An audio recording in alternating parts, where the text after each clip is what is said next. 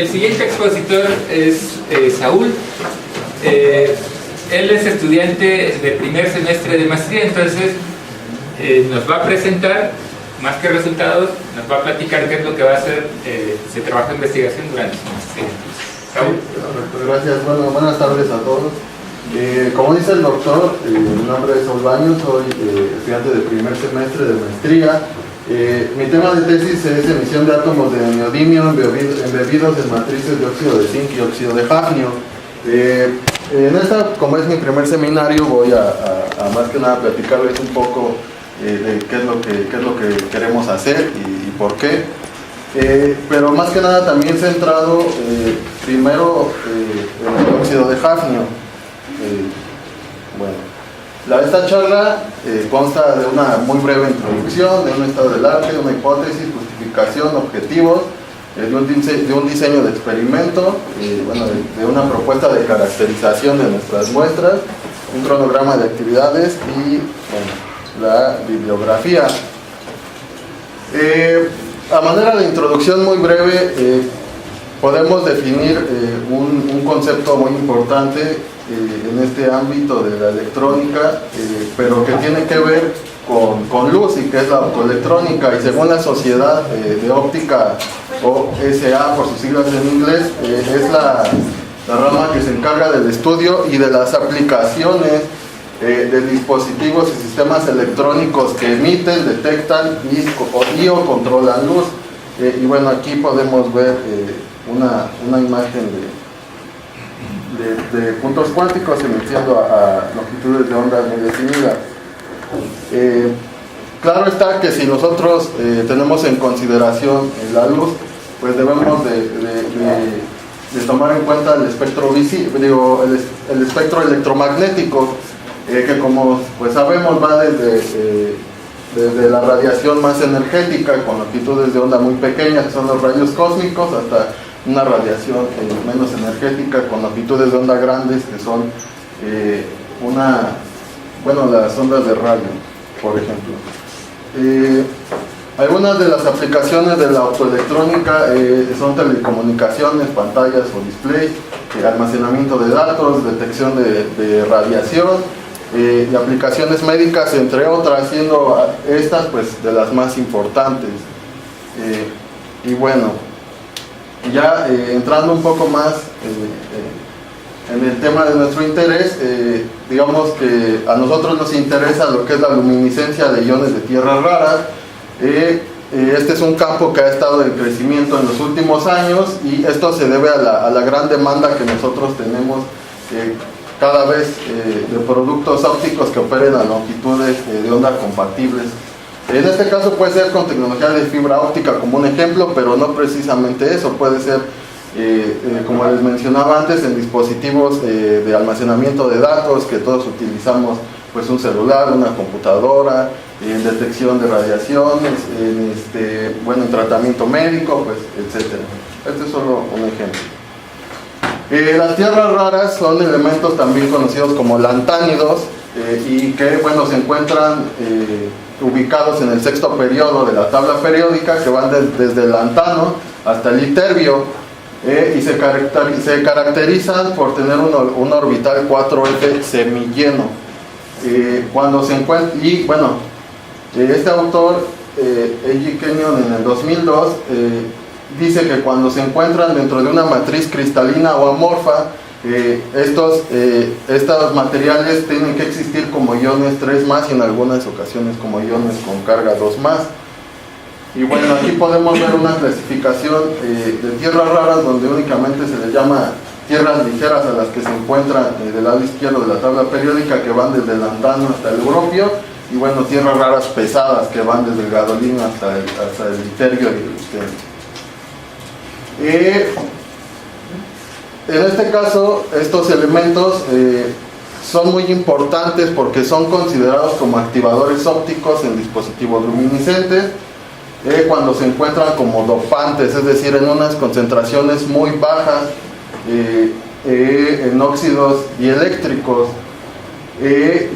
Las matrices principales, o las que son consideradas como una de las principales alternativas al óxido de silicio, son el óxido de hafnio y los silicatos de hafnio, según John Tao y su equipo de trabajo en el 2013. Algunas de las características interesantes del óxido de hafnio es que tiene una alta transparencia óptica en el rango ultravioleta infrarrojo, y eso pues bueno incluye el rango visible. Tiene una gran estabilidad térmica con el óxido de silicio. Hay algunas otras alternativas, sin embargo termodinámicamente hablando no son pues muy estables, y eso no favorece el efecto que nosotros buscamos, que es la luminiscencia. Bueno, otra de las características es un alto índice de refracción que va desde 2.0 hasta 2.0 a 2.1 a 1.95 electronvolts. Poseen un gran ancho de banda por ser dieléctricos de 5.8 electronvolts.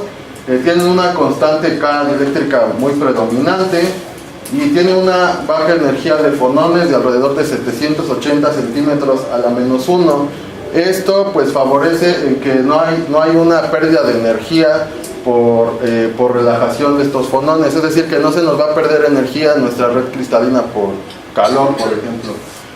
Además de estas ventajas, bueno, el óxido de hafnio no ha sido muy investigado como matriz dopada en los últimos años, esto según Comenkova y su grupo de trabajo en el 2014.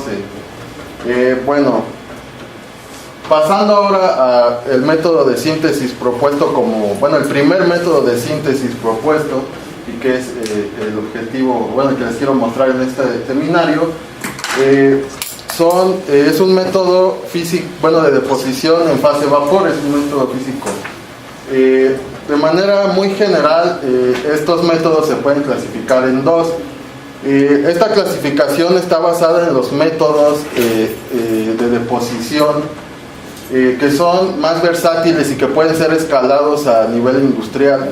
Hay algunos otros métodos más recientes que son de ultra alta pureza y que son muy caros, como el MB, que es deposición por haces moleculares. Entonces, más que nada centrados en los métodos más versátiles, existen aquellos que involucran evaporación térmica, donde el material se calienta en vacío hasta que su presión de vapor es mayor que la presión ambiental, y otros que involucran sputtering por iones, en donde iones de alta energía impactan un blanco y arrancan átomos de su superficie. El término sputtering como tal no tiene una traducción al español, pero podríamos decirlo como erosión atómica. A su vez, las técnicas de sputtering se clasifican en tres grandes grupos, que son sputtering por diodo, sputtering por haz de electrones y sputtering magnetrón. En este caso es el que a nosotros nos interesa. De aquel lado les pongo un esquema muy general de lo que es un sputtering, en el cual, tenemos una cámara que está en vacío, donde tiene terminales positivas y una terminal negativa de un potencial muy alto. Tenemos un gas que se va a ionizar cuando nosotros hacemos incidir una diferencia de potencial muy grande.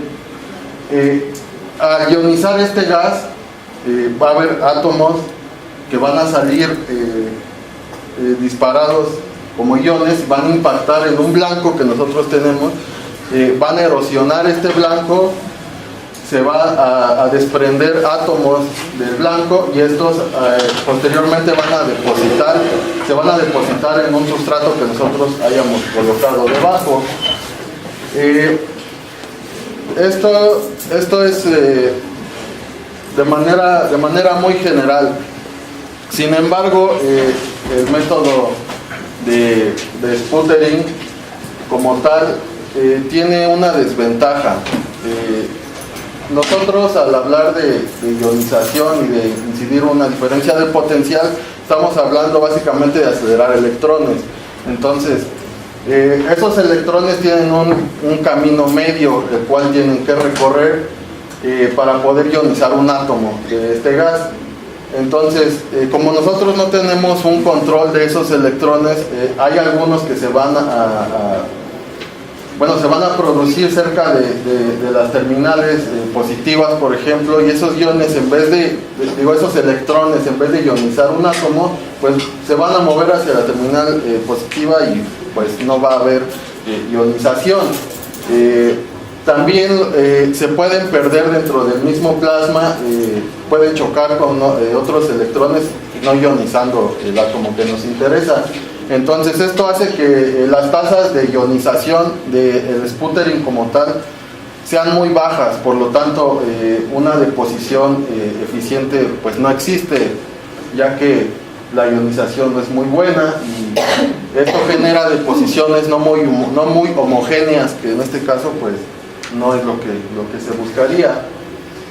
¿Por qué magnetrón sputtering? Bueno, el magnetrón sputtering surge como un complemento de otras técnicas de depósito en vacío, como evaporación térmica, evaporación poral de electrones, y estas presentaban ciertas desventajas, como les acabo de mencionar. En sí, la técnica del magnetrón sputtering lo que hace es el plasma se genera por medio de un campo magnético. El campo magnético lo que hace es atrapar a los electrones que generamos, y esos electrones quedan digamos atrapados de alguna manera en una trayectoria sin fin, llamémoslo así. Entonces, como su trayectoria es extremadamente grande, la probabilidad de chocar con un átomo pues es mayor, entonces tendríamos una eficiencia de ionización mayor. Esto nos generaría una deposición, bueno, más iones impactando nuestro blanco, erosionando más átomos de la especie de interés y generando una deposición más uniforme y a tasas más altas que el sputtering normal. De manera general, las ventajas es que tiene alto rendimiento de deposición, la facilidad para erosionar cualquier metal, aleación o compuesto, se obtienen películas de alta pureza, se obtienen películas con gran fuerza de adhesión. Tiene una habilidad de recubrir sustratos sensibles al calor, facilidad de automatización. De hecho, el magnetrón sputtering puede ser utilizado en un proceso tipo BAT, y una excelente uniformidad en sustratos de gran área. Además de estas, tiene otras como la reducción energética. El sputtering como tal se utilizan diferencias de potenciales del orden de kilovolts, y mientras el magnetrón sputtering utiliza del orden de cientos de volts nada más. Aquí les puse una gráfica de lo que sería el camino libre en función de la presión, ya que la presión también juega un papel importante. Si no tenemos presiones bajas, es decir, vacío, nuestros iones o electrones también pueden chocar con algunas otras especies y produciendo bajas tasas de deposición. Entonces es muy importante que trabajemos en vacío. En presiones aproximadas de 10 a la menos 4 pascales obtendríamos un camino en centímetros de 10 a la 4. Del otro lado les pongo una imagen ya de lo que sería el magnetrón sputtering, donde tenemos un blanco igual que en el sputtering normal. Tenemos magnetos permanentes, y estos generan un campo magnético, y en esas líneas de campo magnético es donde, digamos, quedan atrapados los electrones. Nosotros tenemos una hipótesis, que átomos de neodimio, en este caso es una tierra rara, al estar embebidos en una matriz cristalina, deben existir como iones de neodimio 3+, según el Kenyon. Si la matriz es un dieléctrico altamente cristalino, como óxido de hafnio, óxido de silicio o silicatos de hafnio, debe comportarse como un activador óptico según Yottau y su grupo de trabajo. Si esto sucede, entonces se observará el efecto de fotoluminiscencia en dicho material debido a los iones de neodimio en función de la cristalinidad. Aquí les pongo una imagen de las transiciones que tienen los iones trivalentes más importantes de las tierras raras, que van desde el cerio, el praseodimio, el neodimio, ahí no me acuerdo cómo se llama, samario y europio. En este caso los de mayor interés son praseodimio y neodimio, debido a que las transiciones En el praseodimio, por ejemplo, están del orden de 1320 nanómetros y del neodimio de 1064 nanómetros. La fibra óptica funciona alrededor de 1200, si no me equivoco, nanómetros. Entonces, una de estos elementos podría funcionar en fibra óptica, por decir un ejemplo. El serio, como vemos, bueno, tiene transiciones muy... tiene solamente esta transición puede ocurrir, no como en aquellos que pueden ocurrir distintas.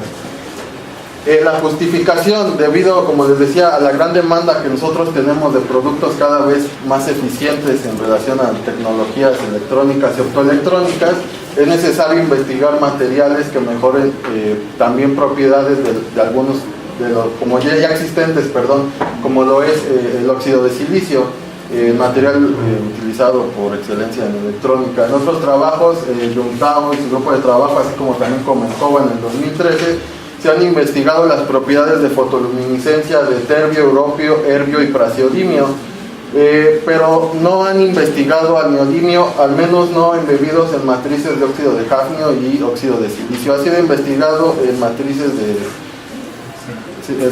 de óxido de circonio.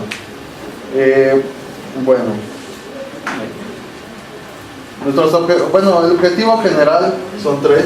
Que el primero es analizar las propiedades ópticas de películas delgadas de óxido de hafnio y óxido de silicio cuando su red cristalina se ve alterada, producto de un dopamiento de neodimio.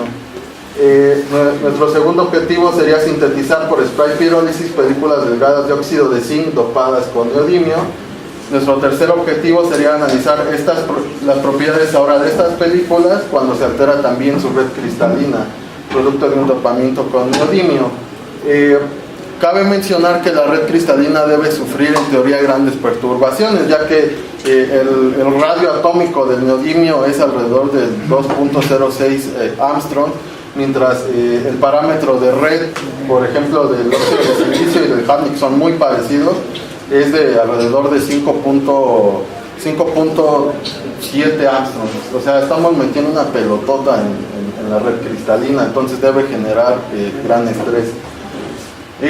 Nuestros objetivos particulares es el análisis estructural y microestructural de películas delgadas de óxido de hafnio más nanocristales de óxido de silicio más el neodimio, sintetizadas por magnetrones Sputtering, análisis vibracional de estas películas, el análisis óptico por fotoluminiscencia, después sintetizar las películas delgadas por spray pirólisis, optimizar el método, tratamiento térmico de las películas de óxido de zinc por depósito, análisis estructural y microestructural también de estas películas, el análisis vibracional y el análisis óptico de las mismas.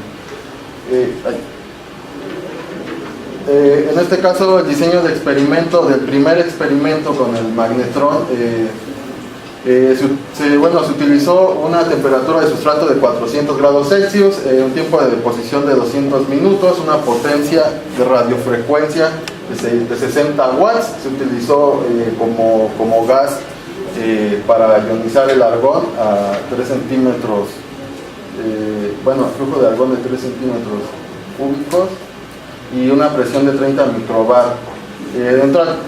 Con tratamiento por depósito se hizo un tratamiento térmico a 800, 900, 950, 1000 y 1100 grados Celsius. Y por último, la propuesta de caracterización.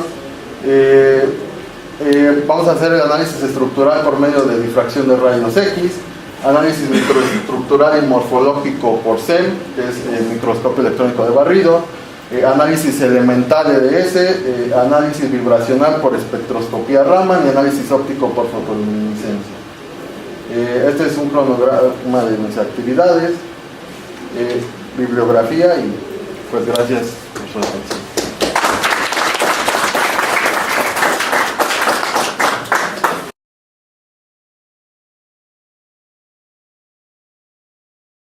Quien tenga preguntas para Saúl, observaciones, recomendaciones, doctor Jiménez.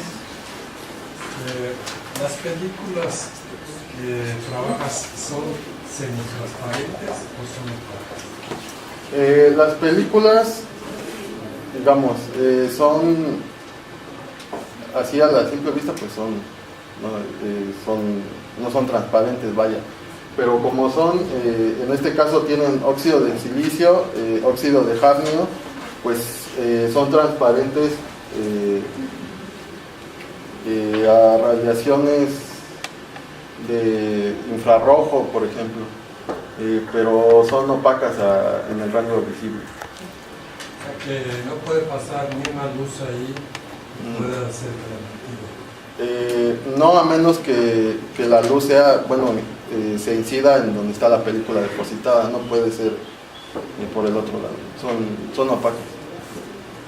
¿Y estas películas se pueden usar para aplicaciones láser?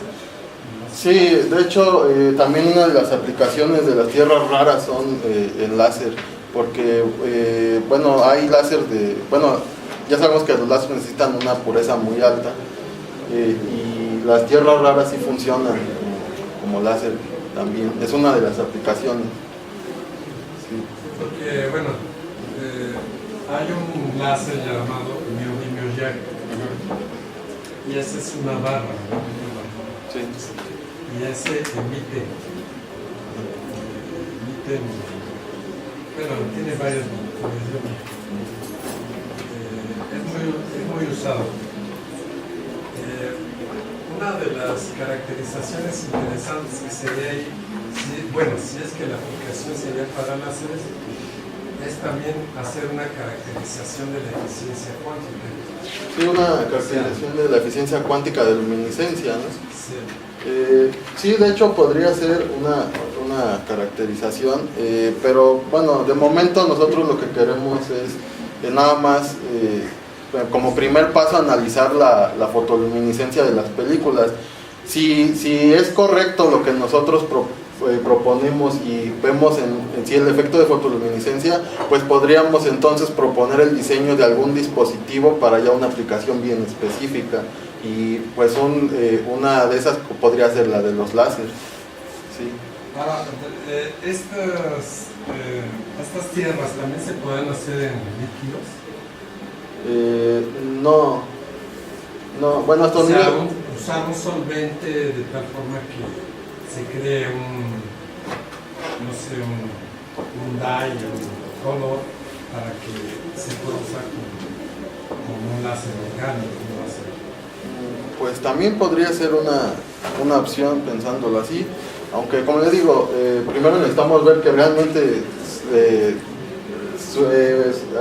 sirven como activadores ópticos, y a partir de ahí pues podríamos proponer un diseño de algún dispositivo ya según lo que nosotros queramos. Ok, entonces tú nada más trabajas películas. Sí, de momento sí. ¿Alguna otra pregunta? El doctor Alices. Hola, Saúl, ¿qué tal? Comentas que vas a utilizar estos tres diferentes tipos de síntesis para obtener tus películas, pero lo más importante es la parte de la cristalización. Sí. La cristalinidad de la película entonces va a ser en función del tratamiento térmico, sí, o propiamente en la deposición del material. No, realmente la cristalinidad la cristalinidad la queremos lograr por el tratamiento térmico, ya que, como le mencionaba, pues nosotros, por ejemplo, en el magnetrón, pues son iones que están impactando nuestro sustrato, entonces están generando un estrés en nuestra red, y eso genera defectos. Entonces no son cristalinas. Para evitar eso, para eliminar eso, más bien tenemos que dar un tratamiento para que se favorezca una cristalización. ¿Pero vas a partir de tres diferentes métodos o simplemente vas a tomar uno de estos métodos de exposición y luego te vas a enfocar a las diferentes temperaturas?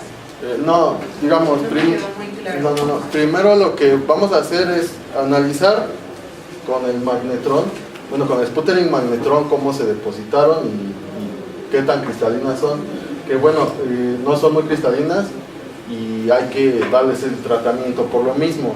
Después vamos por el método de spray pirólisis, que no es un método tan energético como lo es el sputtering. Pues en ese, por ejemplo, quizás no sería necesario un tratamiento térmico tan agresivo, porque ahí ya nos están bombardeando como tal átomos y el estrés puede que no sea tanto y necesiten menos temperatura. Entonces, primero vamos a analizar las del magnetrón, después vamos a analizar las del spray pirólisis y vamos a ver cuál de los dos métodos es el más eficiente para este tipo de dopamientos. Gracias. Mario. Bueno, hay un par de detalles. Por magnetrón vas a crecer unos materiales, por magnetrón sputtering y por spray otros. Entonces en realidad no vas a poder saber qué método es más eficiente, porque si cambias la técnica y cambias el material, pues cada material tiene características como muy diferentes. Si quisieras comparar técnicas, deberías tratar de crecer el mismo material por las dos técnicas y entonces de esa forma sí yo creo que podrías comparar. Otro detalle que es importante también, cuando estaba haciendo la comparación, o a lo mejor yo me perdí, pero estaba diciendo que el neodimio tiene un radio atómico como de 2 y cacho, ¿no? Armstrong. Y que el parámetro de la celda del óxido de silicio y del óxido de Hafnium, ¿cómo puedo saber yo si es grande o chiquito? Si me estás dando en un caso el radio atómico y en el otro caso el parámetro de la celda. Si el parámetro de la celda es 5 y algo y fuera cúbico, pues entonces el radio atómico sería 2 y algo, ¿lo has visto? Sería el mismo. Entonces como que no estás dando criterios de comparación que sean homogéneos.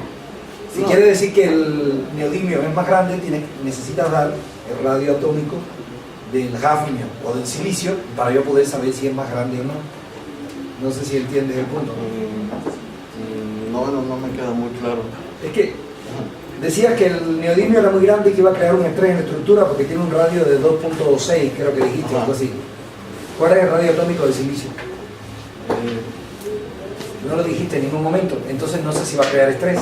Dándome el parámetro de la celda, sin decirme la estructura, ya una vez que te dé la estructura cristalina y todo, pues ya tú más o menos puedes calcular el radio atómico del silicio y a partir de ahí saber si es más grande o más chiquito. Pero con la información que da realmente yo no puedo saber si va a crear estrés en la estructura o no, porque realmente no me estás comparando parámetros que sean equivalentes en ese sentido. Una pregunta, ¿estás haciendo silicio más hafnium en las películas? Bueno, lo que pasa es que nuestro sustrato ya trae óxido de silicio y ya trae depositado hafnium. En sí lo que nosotros buscamos es el dopamiento con neodimio. Sí, pero cuando pusiste tu parte experimental decías que estabas haciendo películas de silicio más hafnium con el... Ajá, sí, bueno, son películas delgadas de hafnium sobre un sustrato de óxido de silicio y con dopamiento de neodimio. ¿Cómo estás haciendo el dopamiento por el sputtering?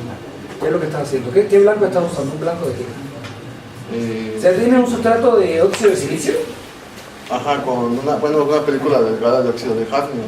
Lo que pasa es que esas muestras nosotros como tal no las crecemos. Fueron crecidas en Francia. Bueno, nada más sí en ese sentido lo que sí es importante es que te involucres y sepas qué es lo que se crecieron, porque para poder entender lo que pasa después en la película tienes que tener como bien claro qué fue lo que se creció y cómo se creció. Porque muchas veces, por ejemplo, cuando uno quiere dopar en sputtering, uno lo que hace es que pone el blanco de óxido de hafnium y le pones, a veces, por ejemplo, esto es se le pegan pedacitos de neodimio donde tú calculas acorde a la laminita que vas poniendo que la erosión te quede ahí más o menos. Hay que hacer como juegos, ¿no? O tratar de ir usando un shooter para ir poniendo dos blancos diferentes, pero eso ya no se estila tanto en magnetrón porque tendrías que tener los dos magnetrones activados al mismo momento.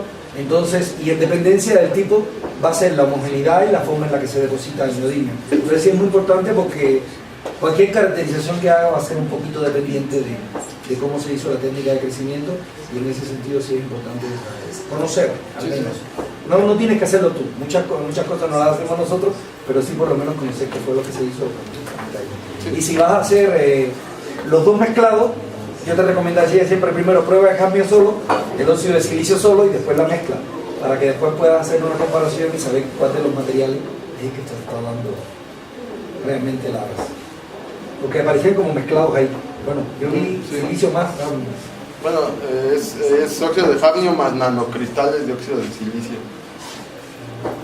Digamos, tenemos un sustrato de óxido de silicio, alguna película de óxido de hafnium y se crea, tiene en sí la película delgada de óxido de hafnium también tiene nanocristales de silicio. cómo lo depositaste ahí. Bueno, tienes que averiguar. Lo que pasa Sí. es que realmente esa cuestión a nosotros no nos interesa tanto. A nosotros lo que nos interesa más es ver más que nada el efecto de emisión del neodimio embebido en la matriz cristalina. Sí, pero ahí una vez más voy entonces al último detalle. Tú pusiste ahí las emisiones del neodimio como átomo aislado.